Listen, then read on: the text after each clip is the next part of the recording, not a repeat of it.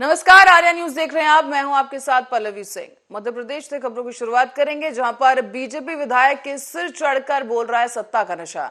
सरकार की विकास यात्रा में विदिशा जिले के गजबा सौदा की विधायक श्रीमती लीना जैन ने फरियाद लेकर आई एक महिला को शिकायत सुनने से ही इनकार कर दिया और साथ ही उस महिला को बाहर का रास्ता दिखा दिया गया।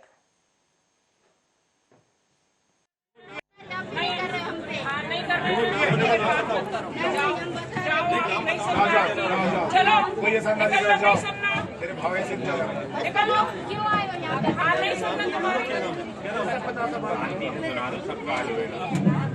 नहीं सुनना उस लेडीज पे नहीं सुनना तरीका नहीं है बात। और इस वीडियो में साफ सुना जा सकता है किस तरीके से यहाँ पर ये महिला विधायक उस महिला को जो शिकायत करता थी उसे लताड़ते हुए वहां से बाहर का रास्ता दिखा दिया गया। बहरहाल अब बढ़ते हैं अगली खबर की ओर, जो कि छत्तीसगढ़ से है।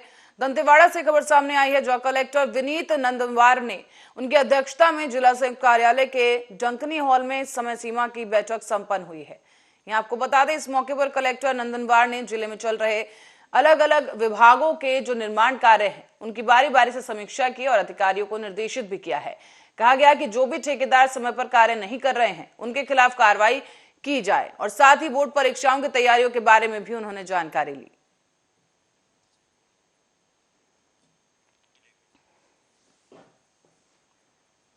और खबर छत्तीसगढ़ के जांजगीर चांपा से है, जहां पर नवागढ़ ब्लॉक पंचायत बुडेना में राष्ट्रीय मानवाधिकार और अपराध नियंत्रण ब्यूरो की तरफ से पुलवामा में शहीद हुए जवानों को श्रद्धांजलि दी गई है। शहीदों की याद में शहीद अजय यादव के स्मारक पर राष्ट्रीय मानवाधिकार अपराध नियंत्रण ब्यूरो के सदस्यों ने दीप प्रज्वलित कर उन्हें श्रद्धा सुमन अर्पित किए।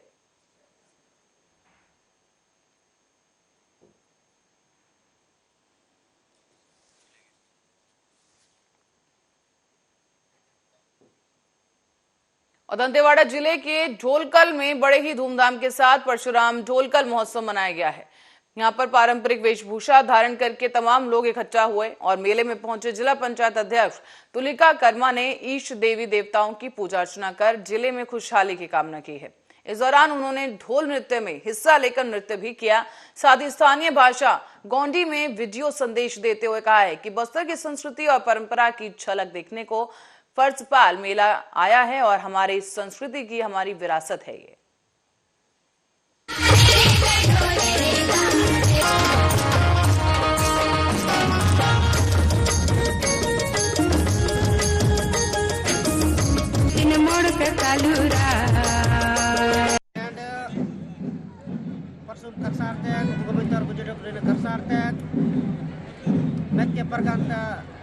dadal tamur taga sayir itkar sabta kale wattur eda wattur itkar sabta kulimana ke wattur और जमतुर के वत्तरों के स्वागत की नत्तो।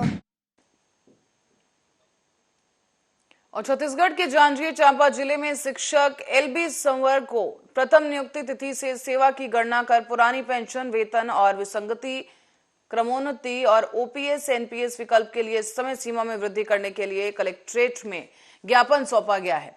दरअसल पूर्व सेना गणना शिक्षक मोर्चा की तरफ से मांग की गई है कि पूर्व सेवा के आधार पर पुरानी पेंशन के लिए कुछ जो कुल सेवा है उसकी गणना की जाए और पेंशन निर्धारण के लिए अहरकारी की सेवा को केंद्र सरकार की तरह 33 साल की जगह 20 साल की जाए।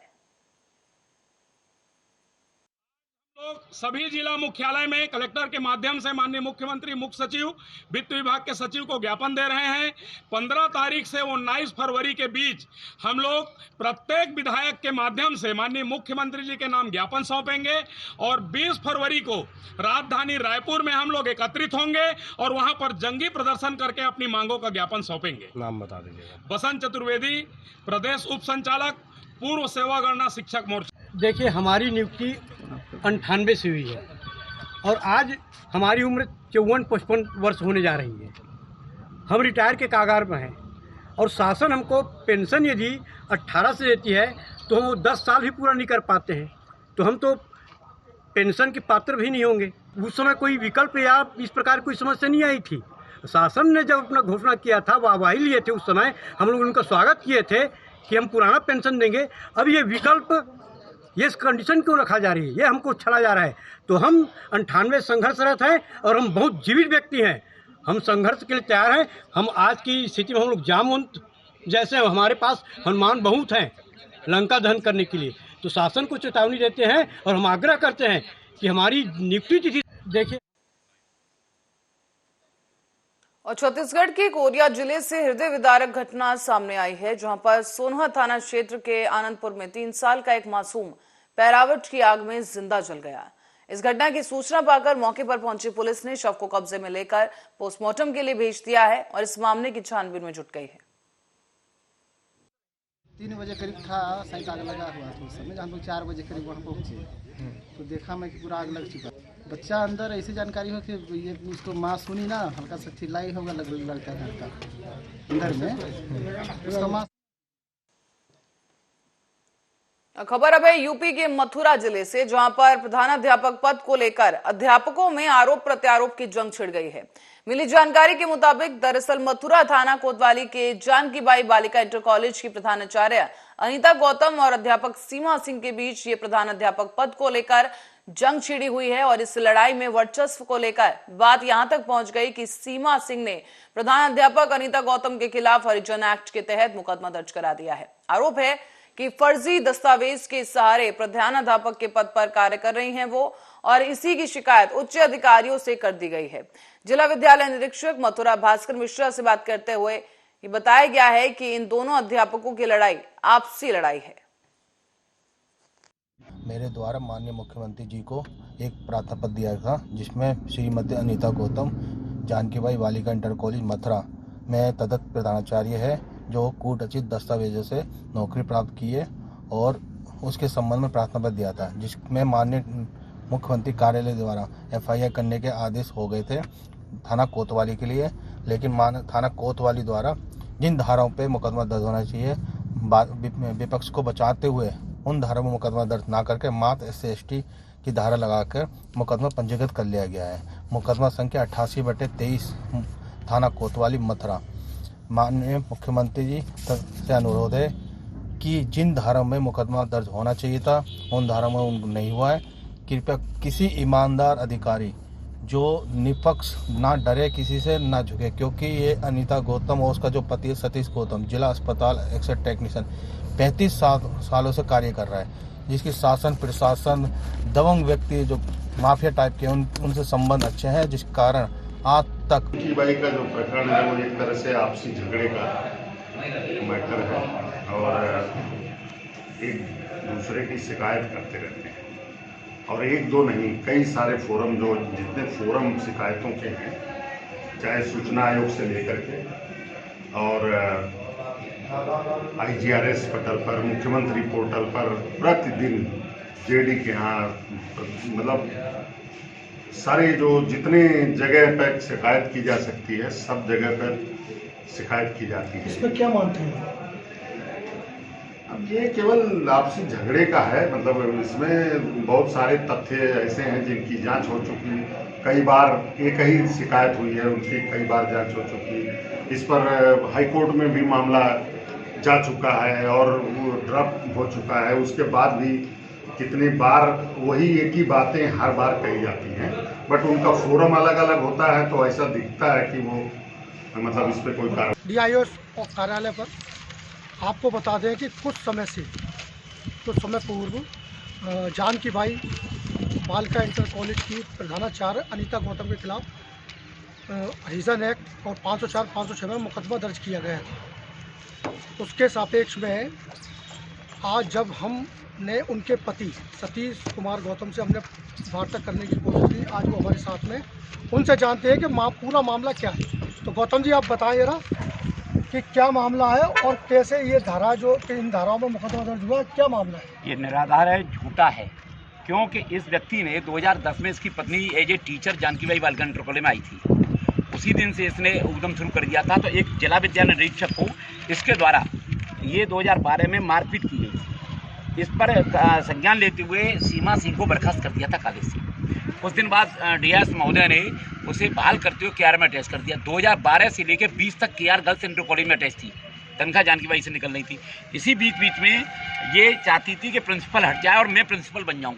इसी के तहत इसने SC/ST एक्ट के कई एप्लीकेशन आयोग में दी, जहाँ पर 2015 में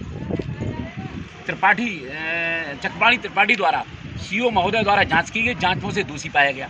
इसके बाद लगातार इसने माननीय न्यायालय में 156(3) परिवाद 8 केस इसके द्वारा और इसके साथी राधाचंद्र द्वारा और सीमा सिंह और उन तीनों ने डाले, जो 8वीं एडीजे विशेष न्यायाधीश SC ST आयोग से खारिज हो चुके हैं। सीमा और अरुण कुमार का आरोप है कि फर्जी दस्तावेज के सहारे से ये नौकरी ले ली गई है, इस बारे में आप क्या कहना चाहते हैं? इन्होंने पहले जांच कराई, जांच में क्लियर है कि यार गर्ल्स इंटर कॉलेज से मेरी बीवी पढ़ी है, 92 में BA की, 94 में MA किया, 95 में B.Ed किया और लेक्चरर हुई।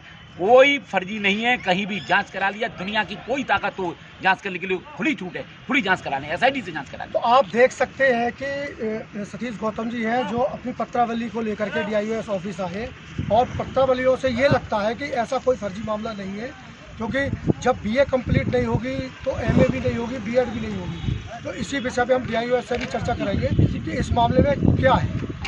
एक बात महोदय मैं आपको एक और बताऊं, इसने प्रधानाचार्य पर हमला किया इन तीनों ने 2017 में, जिसमें मुकदमा में ये जेल गए, 3 महीने में बेल हुई हाई कोर्ट से। और इस वक्त ये वो केस जो है डिसीजन पे है। मार्च में 22 तारीख को लास्ट गवाह है और मार्च में डिसीजन हो, इन तीनों की सजा हो जाएगी 100%। इसलिए परेशान है। ये जो अरुण कुमार है और सीमा है, क्या असामाजिक प्रवृत्ति के लोग हैं क्या? इस अरुण कुमार के खिलाफ 3 मुकदमे दर्ज हैं। कोतवाली में 1243 है, परिवार में 307 में अभी जेल होके आया, 3 महीने में बेल हुई अभी उसकी। और एक टीचर को मारा था गोविंद नगर में इसकी पत्नी ने, 107/2020, वो भी मुकदमा दर्ज है। ये आपराधिक प्रवृत्ति का कोई काम अभी पुलिस द्वारा पकड़ के शराब में बंद हुआ था, जिसका अल्कोहल मेडिकल हुआ है। ये शराब पीता है, आवारागिरी करता है, गुंडागर्दी करता है और चौथ मांगता है, ऐसे अर्जन रैक डाल के चौथ मांगता है सबसे। अच्छा, ये प्राथमिकता जो दर्ज हुई है, इस विषय में क्या कहना चाहिए? इसके खिलाफ आप जाएंगे अदालत में? 100%। देखिए, मुझे अधिकारियों पर भरोसा है, मुझे कप्तान साहब पर भरोसा है। मैं जहाँ पर अधिकारियों से मिलूंगा, सब फाइल दूंगा, कागज दूंगा, जो मेरा कागज कहेगा वो जांच होगी। उनके खिलाफ आप कार्रवाई कराएंगे? मैं खिलाफ कराऊंगा, जब जांच के उपरांत पहले जांच करें, अधिकारी कागज देखें, जो सही हो, ईमानदारी से जांच हो, ईमानदारी से जांच होगी, मुझे कोई आपत्ति नहीं, मैं तैयार हूँ। अर्थ है। तो आपने सुना कि सतीश कुमार जी का कहना है कि मैं पत्रावलियों के आधार पर जो भी जांच में आएगी अधिकारियों के, मैं उसके खिलाफ मैं उनके खिलाफ कार्रवाई जरूर कराऊंगा, जिन्होंने ये झूठी FIR इनकी पत्नी और इनके खिलाफ कराई। और अब बढ़ते हैं अगली खबर की ओर, जो कि कांकेर से है। कांकेर सांसद मोहन मांडवी ने केंद्र सरकार के बजट को लेकर कांकेर भाजपा कार्यालय कमल सदन में प्रेस कॉन्फ्रेंस की है, जहां उन्होंने केंद्र सरकार की उपलब्धियां गिनवाते हुए पिछले बजट का आकार करीब 39.44 लाख करोड़ को 45 लाख करोड़ बढ़ाया है। भारतीय बजट गांव, गरीब, किसान, कमजोर वर्ग, वेतनभोगी कर्मचारियों के साथ समावेशी विकास का बजट रहा है। उन्होंने कहा कि गरीब जरूरतमंद वर्गों के लिए 80 करोड़ लोगों को आने वाले 2 सालों तक 2 लाख करोड़ बजट का प्रावधान रखते हुए मुफ्त में अनाज देने का भी प्रावधान रखा गया है। समावेशी बजट रहा है। आप जानते हो, गरीब, किसान, जवान, मजदूर सबके हित में रहा है। अब तक के सबसे बड़े 45 लाख करोड़ का बजट रहा है। और आदिवासी क्षेत्रों के विकास के लिए भी एकलव्य के माध्यम से लोगों को जो रोजगार मिलेगा वो है। हमारे कोदो, कुटकी, रागी विदेश जाएंगे, उसके लिए पर्याप्त बजट है। हमारे उन्नत किसानों के लिए जो हर साल जो किसानों को जो दी जा रही राशि वो बरकरार रहेगा। रोजगार गारंटी की राशि में कोई कमी, कटौती नहीं की गई है। आयुष्मान भारत के अंतर्गत जो प्रावधान है वो पहले साल की अपेक्षा ज़्यादा है।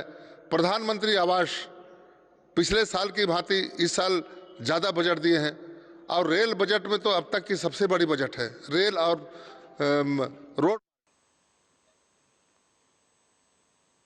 और छत्तीसगढ़ के कांकेर में मुठभेड़ के दौरान जवानों ने 3 नाबालिग बच्चों को मिली जानकारी के मुताबिक छोटे बेटिया थाना क्षेत्र के आलधंड में शनिवार को हुई मुठभेड़ के बाद जवानों ने 3 नाबालिग बच्चों को मुठभेड़ स्थल से बरामद किया है।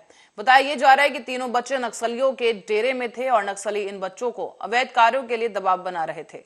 इसी के लिए वो अपने साथ इन बच्चों को लाए और इन्हें जंगलों में नक्सली कार्य करवाया जा रहा था।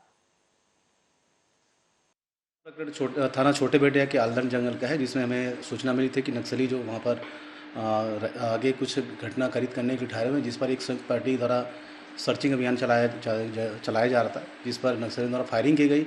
हमारी पार्टी द्वारा जो उनके कड़ाई से मुकाबला किया गया, जिससे हमें भारी पड़ता था। एक नक्सली भाग गए।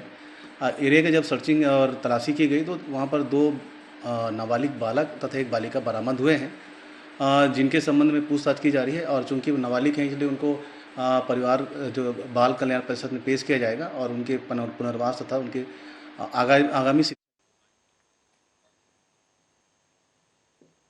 और छत्तीसगढ़ के एमसीबी जिले में खुड़गवा मैदान में 3 दिवसीय राज्य स्तरीय कबड्डी प्रतियोगिता का आयोजन किया गया है, जिसमें कि प्रदेश स्तर के कबड्डी के पुरुष और महिला खिलाड़ी हिस्सा ले रहे हैं।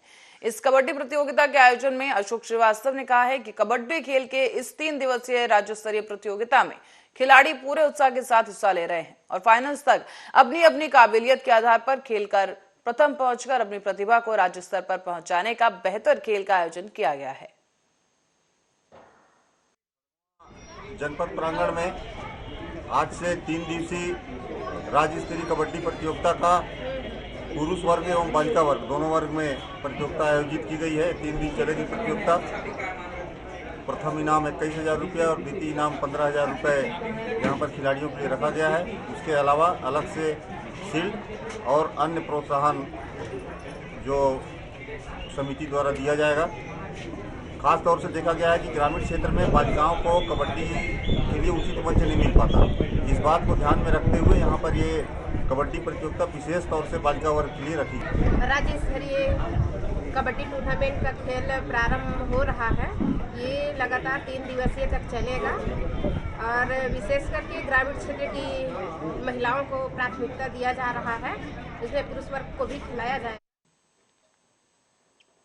और प्रदेश के मुख्यमंत्री शिवराज सिंह चौहान ने मंगलवार को बैरसिया के बसई पातालपुर में औद्योगिक पार्क का भूमि पूजन किया है।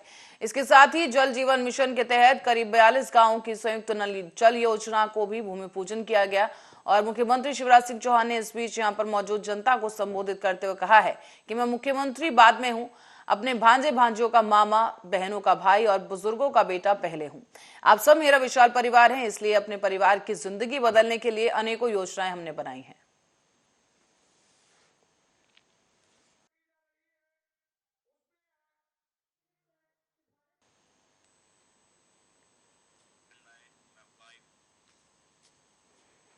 और कटनी में मेडिकल कॉलेज खोलने की मांग दिन प्रतिदिन बढ़ती जा रही है। जिला जन अधिकार मंच के बैनर तले संस्था के पदाधिकारियों के साथ कांग्रेस के नेता, समाजवादी पार्टी के नेता और बीजेपी के पूर्व विधायक, जिला बार संघ के अध्यक्ष और सदस्य समेत कई अनेकों संस्थाओं ने आज मिलकर जन सुनवाई में कलेक्ट्रेट पहुंचकर मेडिकल कॉलेज खोलने के लिए प्रधानमंत्री, मुख्यमंत्री, सांसद प्रभारी मंत्री, केंद्रीय स्वास्थ्य मंत्री के नाम पर ज्ञापन सौंपा है।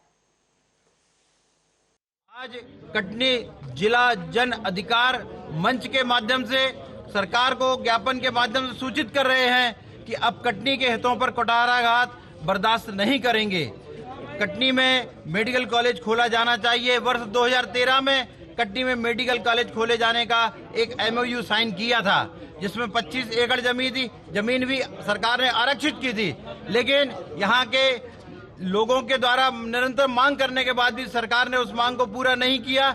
आज कटनी की जनता मेडिकल कॉलेज की मांग कर रही है, आज कटनी की जनता इंजीनियरिंग कॉलेज की मांग कर रही है, आज कटनी की जनता रेलवे के DRM कार्यालय की मांग कर रही है, ट्रांसपोर्ट नगर यथास्थान। ये ज्ञापन जिला जन अधिकार मंच के माध्यम से लोग ने ज्ञापन सौंपा है। इसमें माननीय प्रधानमंत्री जी को, मुख्यमंत्री जी को, माननीय स्वास्थ्य मंत्री जी के नाम ये ज्ञापन है।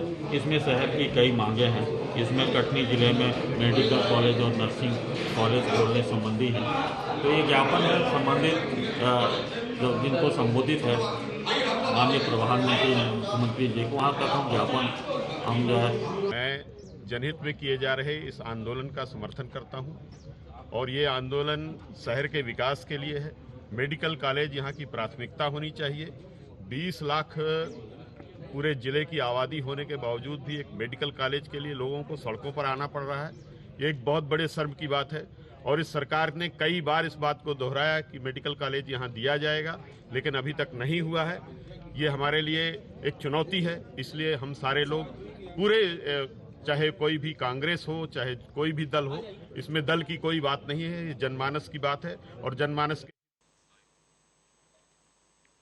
और खबर मध्य प्रदेश के रीवा जिले से है, जहां पर सेमरिया विधानसभा क्षेत्र के पूर्व विधायक और पूर्व जिला पंचायत अध्यक्ष रह चुके अभय मिश्रा ग्राम पंचायत सेमरा पहुंचे। यहां पर उन्होंने आमजन को संबोधित किया और तभी ग्राम पंचायत सेमरा के पूर्व सरपंच राम नरेश कोरी के पूर्व विधायक अभय मिश्रा अपना साथी बताते हुए अपने पास बुलाकर चरण वंदन करवाया है। और अब इसका वीडियो सोशल मीडिया पर भी वायरल हो रहा है। बता दें आपको कि राजनीतिक गलियारों में इस वायरल वीडियो के अलग अलग तथ्य सामने निकल कर आ रहे हैं।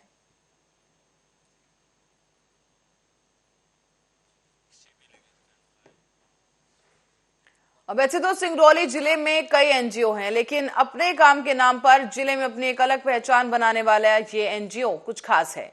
इसके बाद ही कुछ अलग है। और अभी हाल ही में इस एनजीओ ने कुछ महीने पहले नवरात्रि के शुभ अवसर पर राजमाता चुन कुमारी स्टेडियम बैढ़न में 3 दिवसीय गरबा डांडिया महोत्सव का आयोजन करवाया था, जिसमें भारी संख्या में स्थानीय लोगों ने हिस्सा लिया। और इससे पहले भी अपने गांव के खूरी ताल के तिराहे, चौराहे और सभी गलियों का नामकरण अपने गांव के ही स्वर्गीय पूर्वजों के नाम पर भव्य कार्यक्रम आयोजित करके करवाया गया था।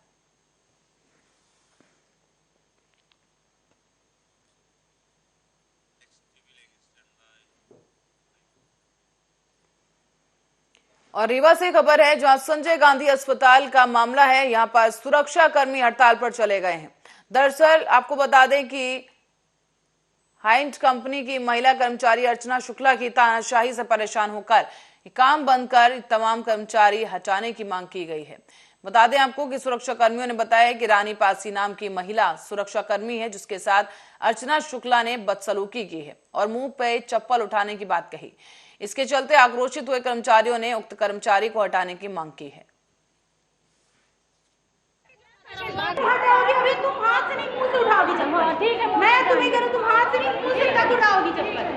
तुम्हारी हिम्मत कैसे हुई बात करने? हम चप्पल उठाएंगे। जी मैडम, आप मैडम एसपी नहीं है, आप मैडम एक गार्ड है। आपका काम है सुविधा व्यवस्था रखना। मैडम आपको अपनी ड्यूटी नहीं पता है तो जान जाइए। हटाना हमारा काम है। किसने कहा तुम्हें?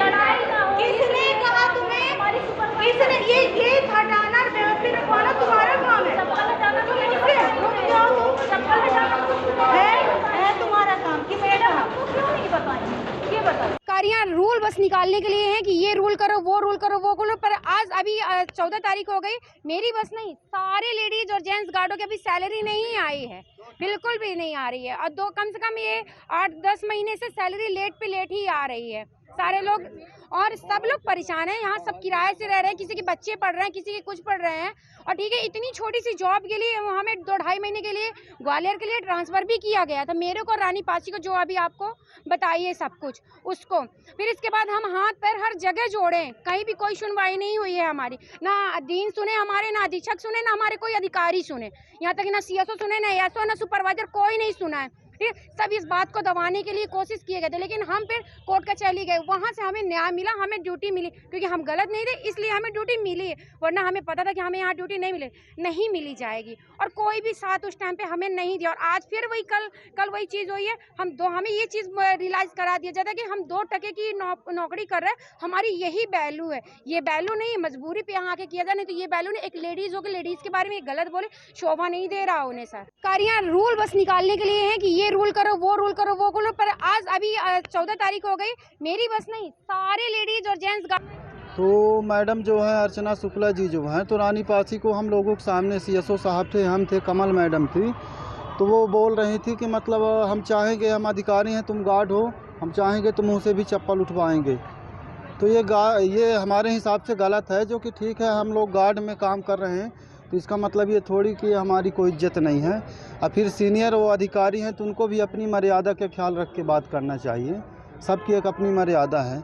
फिर उस दिन का मैटर जो है तो सुलझा। इसके बाद हम और हमारे गार्ड केश कुमार चौरसिया, आशीष वर्मा जो है, तो सीएसओ साहब बोले कि जाओ थोड़ा आज विजिट यहाँ भी होना है, तो भीड़ भाड़ ना हो, थोड़ा राउंड करते रहना। तो हम लोग माइक लेके 2 गार्ड के साथ में, तो वहाँ पे